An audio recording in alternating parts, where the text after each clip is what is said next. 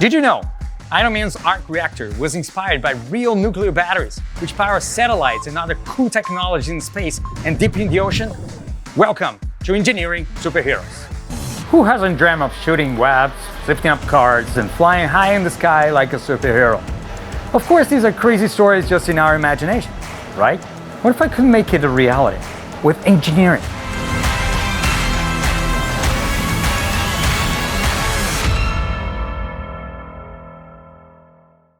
I don't know. This Spider-Man power sounds pretty crazy to me. Radioactive spider? Really? Yeah, maybe not that crazy. Perhaps the radioactive part is too much. But spiders are fantastic animals, and their sticky webs are one of the most impressive materials I have ever seen. Did you know spider webs can be twice as tough as Kevlar? It's like superhero stuff. Kevlar is a strong synthetic fiber created in 1965 by a company called DuPont. And it's so strong you can make racing tires out of it or bulletproof vests, just like the ones from Batman. You can even stop bullets. And knife cuts if you weave it with steel fibers. Nature has a fascinating way of making materials. When spiders spin their webs, they create an intriguing weave pattern which allows it to stretch up to 5 times their length. But unfortunately, scientists have failed over and over to replicate it in the lab. Let's farm spiders then, so we can take the webs and make our superhero suits out of it. That's a great idea. Sort of.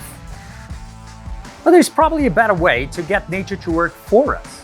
Scientists have modified the genes of farmed silkworms, so when they produce the silk cocoons, they're producing spider-silk hybrids.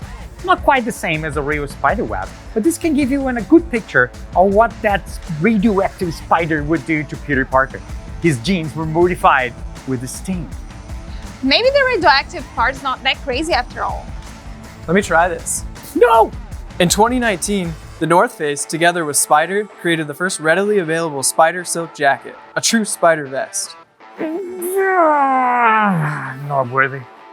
If spider webs are tough, I guess we can make even Captain American's shield with spider webs. That's a good idea. Spider-Man does build some spider shields from time to time, but Captain American shield is a different story. It's a composite. Let's talk superhero language.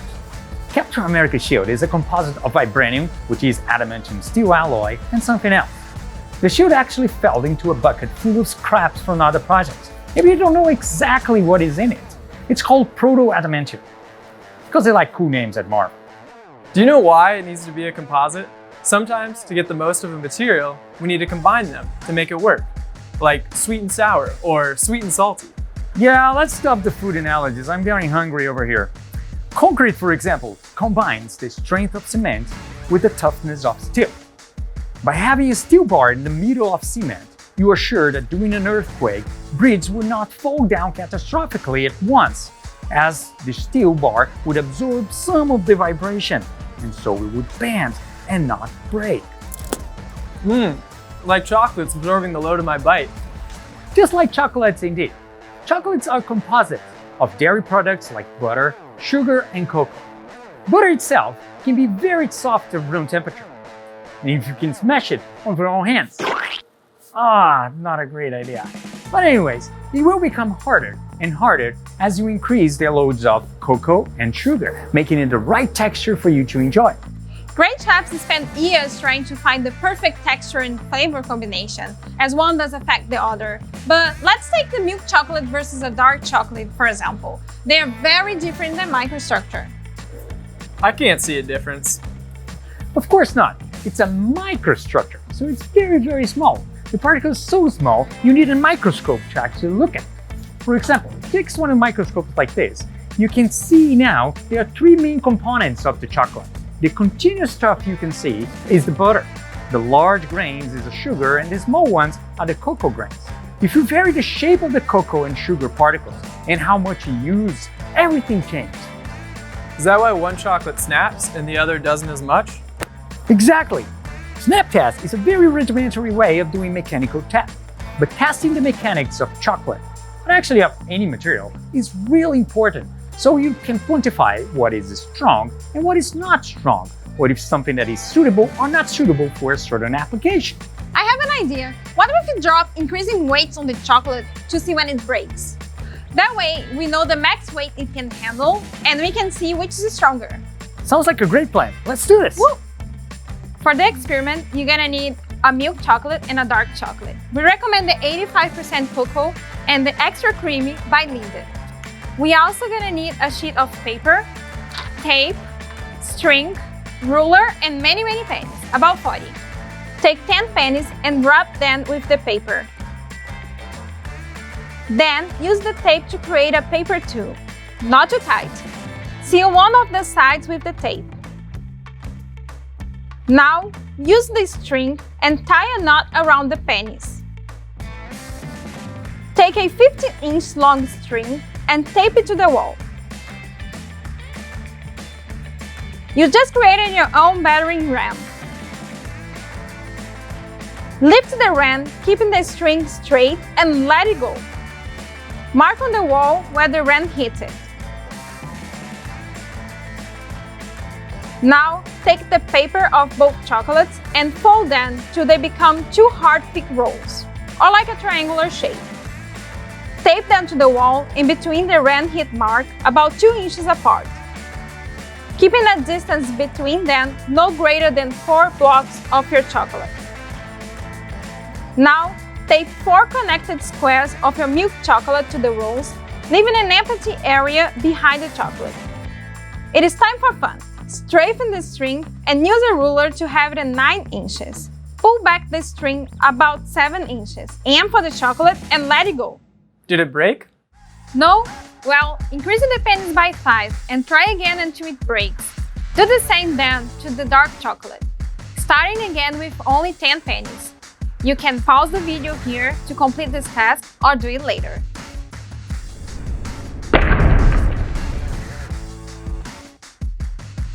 Wow, that's a lot of chocolate. How many experiments did you run? Well, what you'll see is that most likely the milk chocolate breaks first, and more importantly, it breaks differently. This one broke very deliciously. This one too. The milk chocolate broke in a so-called ductile mode because it has more butter, so it deforms the chocolate, absorbing the energy of the impact before it breaks. It is a slow deforming light fracture. The dark chocolate shows a brittle fracture, where there is not much deformation and the energy is absorbed at once at the fracture load. It is fast and clean. This is all because of the amount of different ingredients like sugar, cocoa, and butter. Remember the microscopy? The cool thing is that if you take the milk chocolate, which has been frozen, and do the same experiment, it will break just like the dark chocolate. Try it home. Because now, the coat does not allow the butter atoms to move during the impact, so it cannot deform. Atoms are the tiny little things that make up materials. They can be organized in different ways, form bonds among themselves, and also can slide against each other, unless it's too cold, of course. Just like the Titanic. Great point. Engineers design ships so that if they hit something in the water, like an iceberg, they do not break and sink. The metal is designed to deform and not fracture. But for the Titanic and other old ships, they didn't know that some metals are not so different than chocolates. And the cold waters make them break, like the dark chocolate in a fragile fracture. Poor Leonardo, if only he was a material engineer. But wait a minute, what does it have to do with Captain America? Oh, of course, Captain America's shield. Captain America's shield is a composite perfectly designed to absorb high impacts, just like Thor hammering.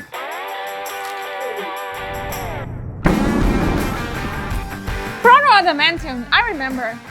Well, proto-adamantium is a fictional material, but its real version, titanium, is very much used for military application in shields, tanks, because it's light and strong.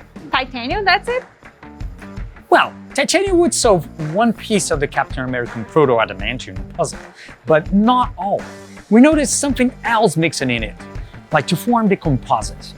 So while we don't have an idea what is in there, my guess is it's something called piezoelectric crystal. Piezoelectrics are crystals that can turn impact into electricity, just like flash rocks to make fire.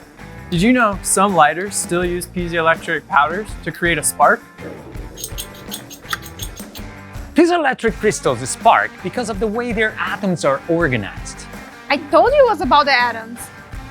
The crystal is formed by positive and negative atoms called ions. These ions are arranged in a way to cancel the charges out.